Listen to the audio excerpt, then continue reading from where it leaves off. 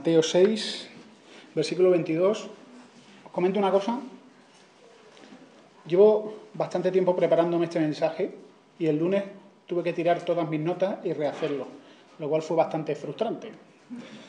Porque cuando me estaba preparando el texto y consideré los versículos 22 y 23, digamos una unidad, ahí en medio del Sermón del Monte, y después me di cuenta de que en realidad empiezan desde el 19.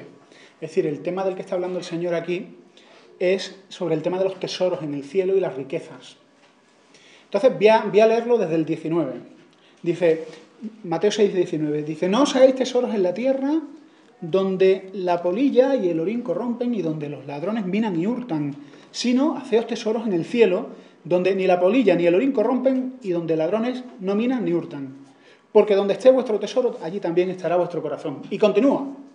Dice, la lámpara del cuerpo es el ojo. Así que si tu ojo es bueno, todo tu cuerpo estará lleno de luz. Pero si tu ojo es maligno, todo tu cuerpo estará en tinieblas. Así que si la luz que en ti hay es tinieblas, ¿cuántas no serán las mismas tinieblas? Ninguno puede servir a dos señores, porque o aborrecerá al uno y amará al otro, o estimará al uno y menospreciará al otro. No podéis servir a Dios y a las riquezas. Así que la idea central, siempre nos gusta remarcar la idea central, es que no podemos tener conocimiento de las cosas espirituales a no ser que amemos y obedezcamos únicamente a Dios. Si tenemos nuestro amor compartido, estamos amando a Dios, pero estamos amando otras cositas, a nosotros mismos, la riqueza, el mundo, las comodidades, yo y prácticamente yo, no vamos a tener una comprensión clara de las cosas espirituales. No podemos, si tenemos la atención compartida. Y comenzamos, vamos a hablar de la luz espiritual, vamos a hablar de una cosa que yo me he inventado, que se llama estrabismo espiritual. ¿Habéis oído hablar del estrabismo? Un ojo enfocando para cada lado. Los ojos humanos están diseñados para apuntar a un solo sitio. Pero si tienes un ojo mirando a Cuenca y otro ojo mirando a Albacete, va a ser complicado que puedas tener una visión correcta de las cosas. A nivel espiritual esto se traduce que si estás mirando para Dios y estás con la atención en otras cosas, no vas a estar mirando ni una cosa ni a otra. Bueno, más bien vas a estar mirando a otra cosa, pero no es Dios. Y vamos a ver cómo poder también tener una comprensión espiritual, que básicamente se centra en la obediencia. La obediencia a Dios es lo único que nos va a permitir comprender las cosas espirituales. Si mientras no hay obediencia, vamos a seguir confundidos, hechos un lío, leyendo la Biblia y no entendiendo, pero la obediencia va a ser la clave para que entendamos muchas cosas. Esto lo iremos. ¿Qué es la luz espiritual? Mirad, la luz espiritual es la comprensión de quién es Dios, quién es Jesús y cuál es nuestro papel en este mundo. La luz espiritual consiste en entender que el ser humano tiene una naturaleza física, material y una naturaleza espiritual. Que el ser humano tiene esos dos componentes. Que hay vida más allá de la muerte y que Jesús dio testimonio de ello. De que hay vida más allá de la muerte. La luz espiritual consiste en entender que el ser humano está inclinado al pecado, al mal, al egoísmo, que es indiferente de Dios, que es rebelde, que disfruta de todas las cosas de las que debería de avergonzarse y que de acuerdo a la ley y a la justicia de Dios es culpable y merece el juicio y la ira de Dios, la condenación. Y eso es algo que está en nuestra naturaleza. Como decía una canción, todo lo que me gusta es inmoral, es ilegal o engorda. Bueno, no necesariamente esta canción es inspirada, pero sí, lo que dice esta canción básicamente es que no sé por qué, pero es que me gusta todo lo que no me conviene. Me gusta todo lo que a Dios le disgusta. Y eso es algo que está en nosotros. Por naturaleza somos así. Esa es nuestra condición. Es lo que los estudiosos de la Biblia llaman la doctrina de la depravación total del ser humano. Que Cristo Jesús es el único justo, el único hombre que es Dios hombre, que ha obedecido a plenitud la voluntad de Dios, que ha cumplido la ley de Dios y que se ofreció a sí mismo por nuestros pecados para que seamos perdonados y para que por medio de él tengamos perdón y vida eterna. Y que al resucitar nos dio poder para vivir una vida agradable a Dios, al darnos su Espíritu Santo. Y que el propósito de la salvación es pertenecer a Dios por completo. Amigos, no hay cristianismo de primera división y de segunda división. Solo hay un tipo de cristianismo, que es cristianismo al 100%, o todo o nada. Cristianismo de segunda regional B no existe. No, es que están los misioneros, los mártires, no, y luego yo, y ahí estoy yo. No, solo hay una forma de vivir la vida cristiana, que es en sometimiento a Dios y en obediencia a Dios. No hay otra manera, no hay otra manera. No, yo es que, esto como la universidad, ¿no? Yo es que estoy por libre, soy libre oyente. No, en el cristianismo no están las asignaturas de libre oyente, ni de ir por tu cuenta. No, es o esto o nada, y no funciona de otra manera. Y que esta vida no es la verdadera vida. Que hay una vida que es la verdadera vida y nosotros debemos de vivir pensando en las perspectivas eternas de nuestros actos. Y debemos de pensar y vivir de acuerdo a la eternidad, con nuestra conducta, con nuestra fe, con nuestro amor. ¿Y qué pasa con el tema de las riquezas? Porque, bueno, aquí está hablando bastante de las riquezas. Yo lo estoy aplicando ya no solo a las riquezas, sino a cualquier cosa que desvíe nuestra atención de lo que es Dios, de quién es Dios y de lo que Él quiere para nosotros. Bueno, versículo 19, si nos dedicamos a acumular tesoro en este mundo, estamos negando la realidad de que hay una vida más allá de la vida. Si todo nuestro afán y nuestro deseo es acumular, acumular, acumular, a lo mejor es que no tienes mucha fe en la vida futura. Porque todo tu afán es ese. El libro de Eclesiastés dice que eso es una tontería, porque eso es guardar no para ti, sino para tus herederos. Que no te estás haciendo rico tú, sino estás haciendo rico a los que te van a heredar. Y que poner el corazón en las riquezas, poner nuestro deseo en la riqueza, en tener, en disfrutar, implica abandonar a Dios. A ver, no estoy diciendo que no haya que disfrutar de las cosas. Lo que estoy diciendo es que si tu única felicidad es disfrutar de las cosas al margen, por encima de Dios, en realidad es que estás negando la realidad de Dios en tu vida. ¿Qué es el estrabismo espiritual? Pues el estrabismo espiritual nos habla de un tipo de estrabismo, que es una enfermedad, que consiste en que tus ojos no estén mirando en una sola dirección, sino en dos sitios a la vez. Esto es una enfermedad. Y las personas que tienen esa enfermedad no tienen una visión correcta. El contexto de toda la enseñanza de Jesús coincide con este texto. Dice que nadie puede servir a dos señores. Nadie puede mirar a dos sitios, a Dios y a las riquezas. Nadie puede servir a dos señores, a Dios y a otros señores. Nadie puede poner la mano en el arado y mirar hacia atrás. Y lo que Dios reclama es una atención total a Él. No un cristianismo de fin de semana, no un cristianismo de segunda, sino un compromiso real con Él. No hay dos tipos de cosas. El estrabismo espiritual consiste en eso, en mirar a Dios y mirar al mundo. Mirar al Señor y mirar a tus propios deseos. Y el cristianismo así no funciona. Por eso muchos cristianos están frustrados. Es que para ti funciona, a ti te va bien, pero a mí no. Es que las cosas no están tan claras. A mí me gustaría tener tu fe, tú sí que eres bueno, eres maravilloso. Pero yo soy diferente. Y no hay gozo en la vida cristiana cuando estás con la atención dividida, no hay gozo. La Biblia te resulta un aburrimiento, los cristianos unos pesados y Dios un entrometido. Y esto es una paliza. Y hay que ser muy bueno para aguantar todo esto, claro. Si vives así con la atención dividida, no vas a disfrutar de una relación con Dios en absoluto. Y la cuestión es que no necesitas ir a un seminario a que te expliquen bien las cosas, porque a lo mejor es que no has entendido bien las cosas. Entonces lo que necesitas es estudiar mucho. No, con lo que ya sabes, lo que Dios pide de ti es que obedezcas. Y en el momento que obedezcas, vas a ser capaz de entenderlo todo.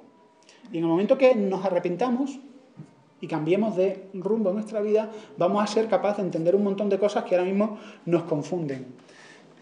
La mujer de Lot sufría de estrabismo espiritual, porque estaba huyendo de Sodoma y de la ira de Dios y de la condenación que caían sobre esas 5 ciudades, pero en vez de huir estaba huyendo y mirando atrás a sus amigos, a su vida, sus fiestas, los lujos, la vanidad, el presumir.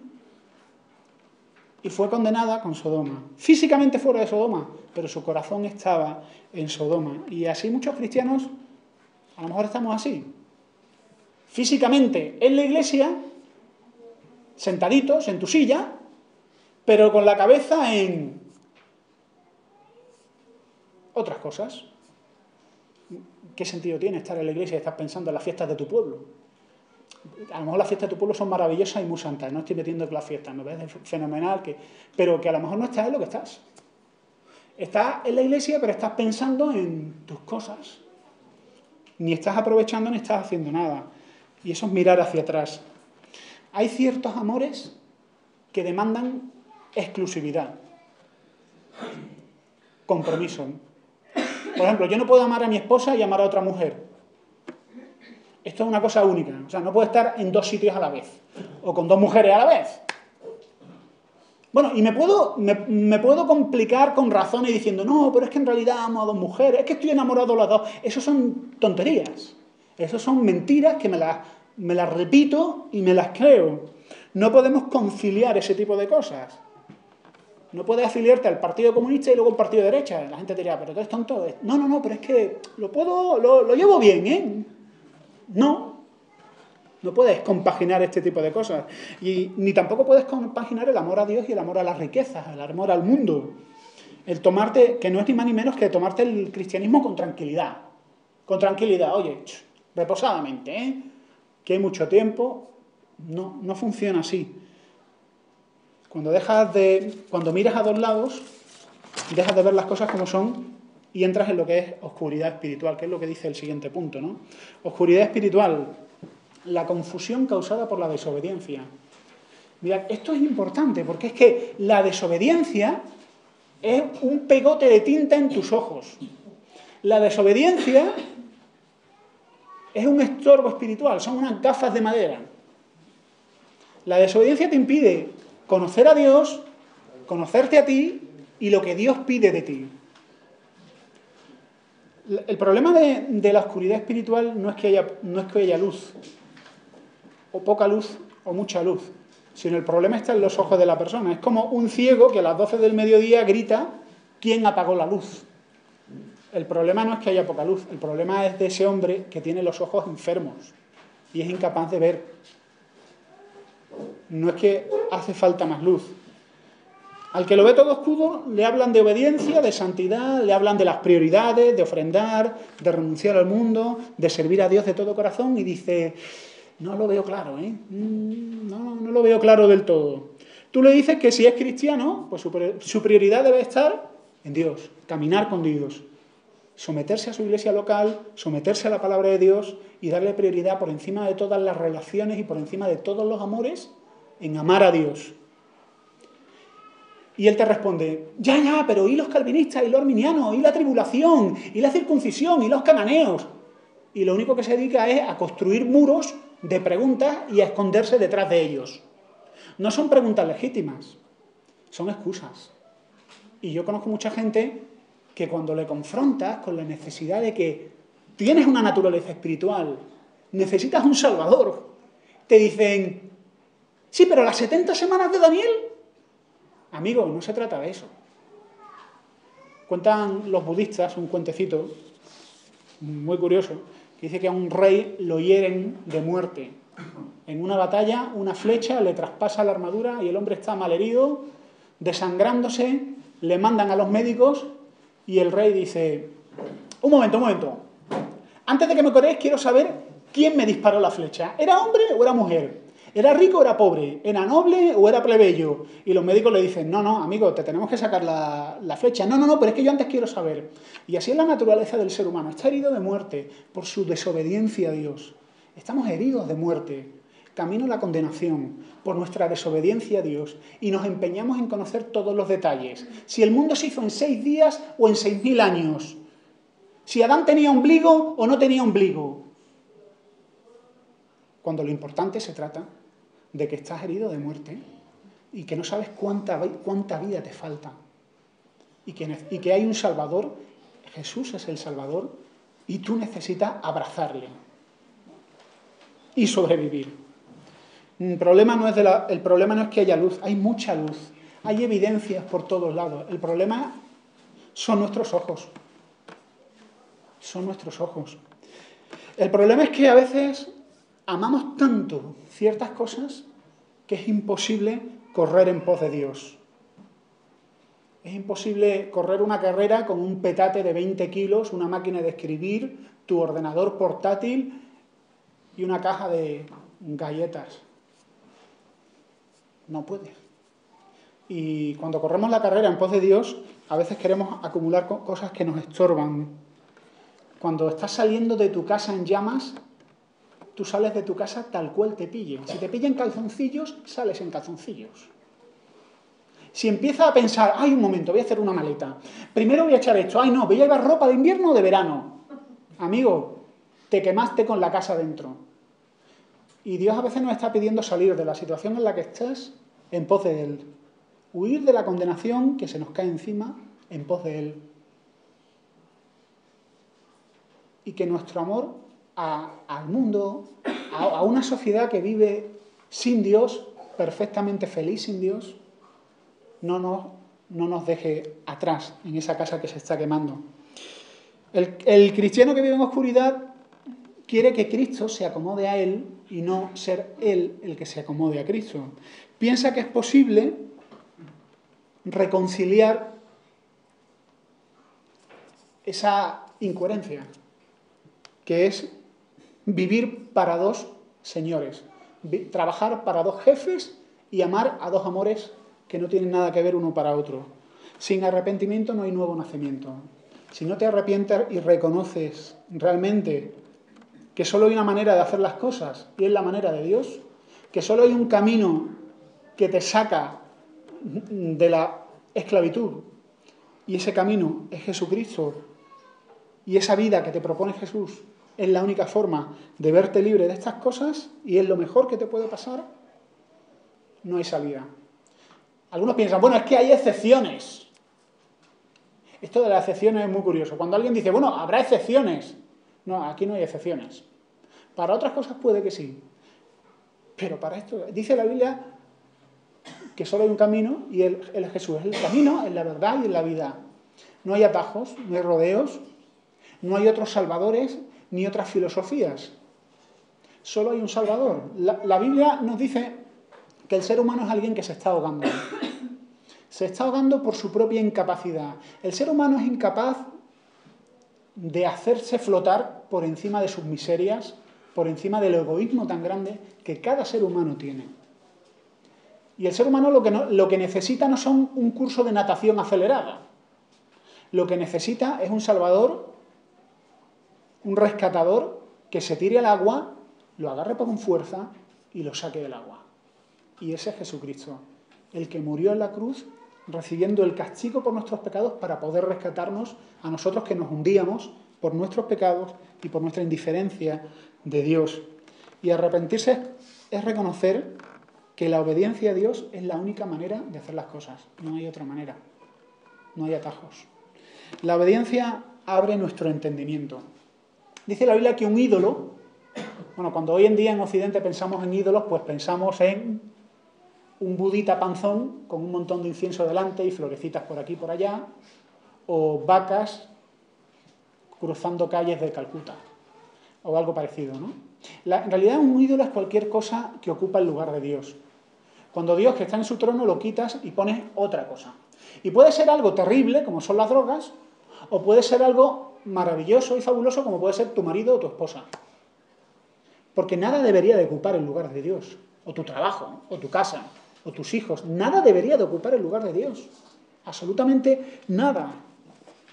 Y nada te va a hacer feliz como es Dios. Entonces, cuando un ídolo se te mete en el ojo, como si fuera un centollo, ahí pegadito, a tus ojos,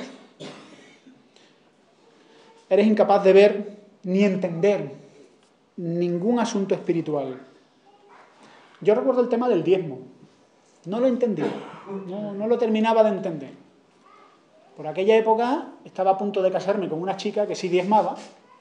Solo me casé una vez, dicho de esa época. Y me dijo, prueba. No me dio ningún sermoncito. Me dijo, prueba a diezmar. Yo no es que no ofrendaba por aquí, por allá, metía la mano en el bolsillo, esa era la lotería de Navidad, lo que sacaba lo echaba, ese tipo de cosas, ¿no? Bueno, pero probé. Y cuando probé, lo entendí. Me liberé, en realidad fue una liberación. Pensaba que aquello es que no podías renunciar. Tenía mis manitas apretadas a mi pequeño ídolo y era incapaz de soltarlo. Pero fue una liberación, probar a obedecer. Mirad, es importante el tema este de la obediencia, porque sin obediencia no funciona el Evangelio. Sin un arrepentimiento, que es la disposición a obedecer y a reconocer que solo hay una manera de hacer las cosas, no hay manera de salir adelante. Creer que podemos hacer el cristianismo compatible, nuestra fe en Dios, con otras cosas, no es posible. No es posible pensar que hemos descubierto el secreto para compatibilizar cristianismo con lo demás. No es posible. Dios es Dios y solo hay un estilo de vida. Cuando yo entré en la vida cristiana, lo he contado alguna vez, entré de la forma más indecisa posible. El sábado, haciendo el salvaje con mis amigos. Cuando digo el salvaje, no os lo imagináis, porque me veis con gafitas, barba y predicando la Biblia y dices, bueno, el salvaje, seguro que tiraba globos de agua a la calle. No. El salvaje. Y luego llegaba el domingo a la iglesia y pensaba, madre mía, ¿cuánto queda? ¿Qué hora es? ¿Dónde está el reloj? ¿Está atrás? Por eso lo ponen atrás, para que nadie mire. Era horroroso, ¿eh? Qué aburrimiento. Había gente que oraba y yo decía, se va a morir orando, ¿eh? Como siga así. Qué aburrimiento, ¿eh? Pero luego también en el mundo tampoco estaba feliz, porque en el mundo estaba pensando, todos los sábados lo mismo, todos los viernes lo mismo. Esta gente necesita conocer a Dios. Mis amigos necesitan conocer a Dios. Y el problema era yo.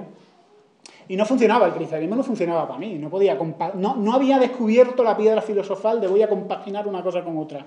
En absoluto. No funcionaba ni una cosa ni otra. Tal como dice C.S. Lewis, que el cristiano que vive entre dos aguas, entre dos tierras o entre dos señores es el ser más infeliz del mundo. Porque no es feliz ni en la iglesia ni en el mundo. En el mundo su conciencia le acusa. Y en la iglesia se aburre. Y esto era lo que me pasaba a mí, que era el tío más infeliz del mundo. No funciona así. Cuando David Brainerd le escribía a su hermano poco antes de morirse, este era un misionero que le estuvo predicando a los indios nativos de Norteamérica, le escribía, y esto siempre me impactó, a su hermano lo siguiente, dice, nadie puede ser completamente feliz en este mundo hasta que no se haya entregado totalmente a Dios. Nosotros pensamos que la entrega a Dios es una especie de una cosa que hace la gente muy muy buena, porque son muy buenos, pero en realidad es un acto egoísta. Si lo veis de alguna forma, es un acto egoísta, porque no puedes descansar. Y la Biblia dice que no puedes ser realmente libre hasta que no te hayas abierto completamente a Dios, hasta que no te hayas entregado completamente a Dios. Piensas que eres libre jugando entre dos aguas, no lo eres. Solo podrás ser libre y disfrutar de una verdadera felicidad cuando tu voluntad se haya doblado ante Dios. ¿Cómo podemos recuperar la visión espiritual? ¿Cómo podemos quitarnos de esta confusión en la que vivimos, aquellos que a lo mejor andamos entre dos aguas? Pues lo primero, entender que Dios es Dios. Él tiene el primer lugar. Y además, mirad, cuando yo digo que Dios tiene el primer lugar, a muchos oídos les suena, pues madre mía, este es una especie de Gaddafi, un mandón supremo, universal e inmortal, que se cree que tiene el derecho de meterse en todos mis asuntos.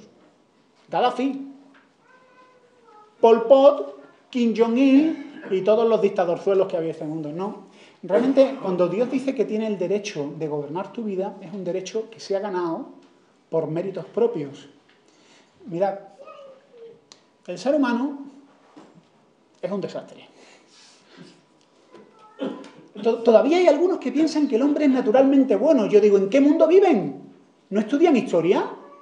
¿No saben la de años que llevamos? No, pero el hombre lo que tiene que hacer es conocerse a sí mismo. Mi mujer dice, ten cuidado con eso de conocerte a ti mismo, porque a lo mejor te conoces a ti mismo y te asustas.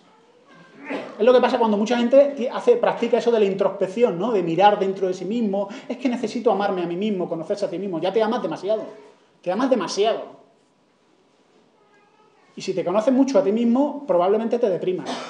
Porque por dentro tenemos cositas que no somos tan nobles como pensábamos. Yo pensaba que era un tío generoso, simpático y paciente hasta que me casé.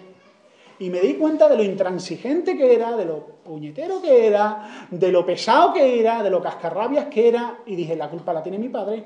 Soy como él. Y aumenté mi culpa con echarle la culpa a otro. Así es como somos. Y Dios, viendo el desastre que era el ser humano, podía haberlo dejado a sus anchas y, como Dios es justo, haberlo condenado. Pero dice la Biblia que tanto amó Dios al mundo que entregó a su Hijo Jesucristo. Me gustaría, no sé si seríamos algún día capaces de entender lo que Cristo Jesús sufrió y padeció al venir a este mundo, cargar nuestros pecados en Él, sufrir la separación del Padre, y ya no solo el tormento físico, que fue grave, sino sufrir el castigo de Dios por nuestros pecados. Ser Él hecho maldición y recibir que Dios lo mirara, Dios su Padre lo mirara, en vez de con amor, con el mismo odio, aversión, con el que Dios mira el pecado. Hasta el punto de que Jesús grita en la cruz, Dios mío, ¿por qué me has desamparado? Este es el amor del Salvador por nosotros. Y cuando Dios quiere ser el primero en nuestras vidas, es un derecho que Él tiene. Él se ha ganado el derecho de gobernar tu vida porque nadie te ha amado así. Nadie te ha amado con tanto sacrificio y solo buscando una cosa, que es tu propio bien. Y murió y resucitó. Y con su resurrección nos dio poder por medio de su Espíritu Santo para, con su poder, su persona, Él mismo, vivir en nosotros y ayudarnos a vivir una vida que agrada a Dios. Tanto amó Dios al mundo. Nadie me ama. Mi madre me quiere, vuestras madres os quieren, vuestros maridos y esposas os quieren, pero por encima de todos los amores no hay amor como el amor de Dios. Y cuando tú conoces un amor así, cuando tú entiendes realmente lo que Cristo Jesús hizo, te ha conquistado. No es una obligación, no es una especie de mandamiento con el que tienes que cumplir, es simplemente que te ganó, que te desarmó. Que ante tanto amor y tanta compasión no te cabe otra respuesta que decir, Señor, para lo que tú quieras, para lo que tú quieras.